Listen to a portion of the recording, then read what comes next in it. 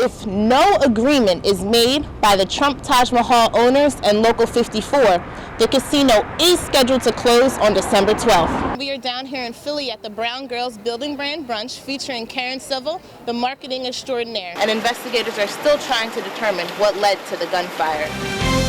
NBC 40 News at 6 starts now. Good evening, everyone. I'm Erica Scott. We begin tonight with the Trump Taj Mahal taking steps to make sure people know it's staying open as the casino's employees are celebrating the good news. With the cars in the lobby and a new message on the website, the Taj Mahal is open for business and plans to remain that way for the foreseeable future. Joy among the Taj Mahal's 3,000 workers comes a day after the casino's de facto owner, billionaire investor Carl Icahn, averted a previous planned shutdown tomorrow morning by pledging to provide up to $20 million to keep the bankrupt gaming hall in business. A warning for homeowners in Atlantic County. The County Board of Taxation is advising recent home buyers to be aware of a tax appeal scam that attempts to secure payment for services that were never provided and the property owners can just as easily obtain on their own for free. A resident called the tax office in response to an official-looking mailer from an alleged property tax assessment service with a Trenton address. A lot of people come in, stop by, taste some wines that they want to take home for the holidays. Larry Sherratt started Sherratt Winery in Hamilton 10 years ago with his son and says people can get flavorful, award-winning wine for their holiday meals without having to leave South Jersey. It's a short ride from their homes, but then they're going to get a really high-quality product, world-class product from a local winery. Carmela and Scott Pierce are visiting from Maryland and say it's their first time at a New Jersey winery. I like it because it's usually family-owned businesses, and you get more of a flavor of the place that you're at than just going to, a liquor store. I can do that anywhere. One of the great things about South Jersey wineries is that they use locally grown grapes, blueberries, and cranberries. It is very good for the local economy. About $2.50 get reinvested in the local community for every dollar spent in a local winery. So it's a really good way to do economic development in these more rural areas of South Jersey. Like other landmarks across New Jersey, wineries continue to thrive this holiday season and all year round. In Hamilton, Erica Scott, NBC 40 News. Erica Scott has a recap of the top 5 most watched videos from our website, according to you, the viewers. Coming in at number 5 is the blazing Batstow Forest Fire that happened back in April of this year, searing over 1,500 acres of forest.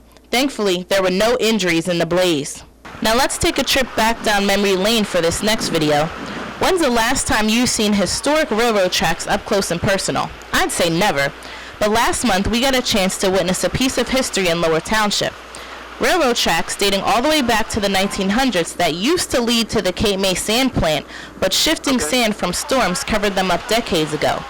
But now, they have emerged and are in plain sight. Historians say the last time the tracks were exposed was the 1930s. Back in February, one of the owners of Atlantic Blueberry Company received a shock one morning. On the side of Weymouth Road in Hamilton Township, Rob Galletta spotted a woman's body in plain sight. Spotted it on the side of the road. It looked like someone had thrown a dummy or a mannequin off the side of the road. It wasn't in the woods. It was right there in plain sight. Coming in at number 2 is a tragic story out of Pleasantville. This summer, 3 teenagers were killed in a car accident when the vehicle they were riding in collided head-on with a New Jersey Transit bus. At the time, the victims' families didn't have enough money for funeral costs, but with the help of the Pleasantville Police Department and the community, funds were raised to help offset funeral and burial expenses. Now let's turn from the tragic to the dramatic. Can you guess our #1 video on NBC40.net? I'll give you a hint. It's a sight not typically seen off the coast of Cape May. In July, a group of friends got an unexpected surprise while on a weekend fishing trip. A great white shark circled their boat for several minutes before biting off a bucket containing a brick of chum. Even though rare, it may not be the last sighting in the area. Officials say since 2000, the Atlantic Ocean's great white population is on the rise. This year, we've covered a variety of stories on NBC40, but those were our most watched videos on NBC40.net, chosen by you, the viewer. Happy New Year, I'm Erica Scott.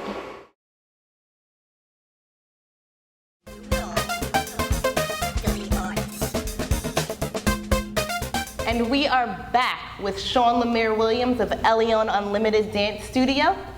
So tell us about the studio itself and how it actually evolved. There will be pageant shows where sometimes there's rivalries. Is there anything like that happening in your organization? So what's your favorite character that you've played so far? My favorite character that I've played was Simba because I got to throw someone. You threw someone? What do you mean you threw someone? So, being the marketing executive and everything that you are, what do you want people to take away from the things that you bring and talk about? So for those people that don't know out there, what is FBF Fitness? What is it about? And why did you start it?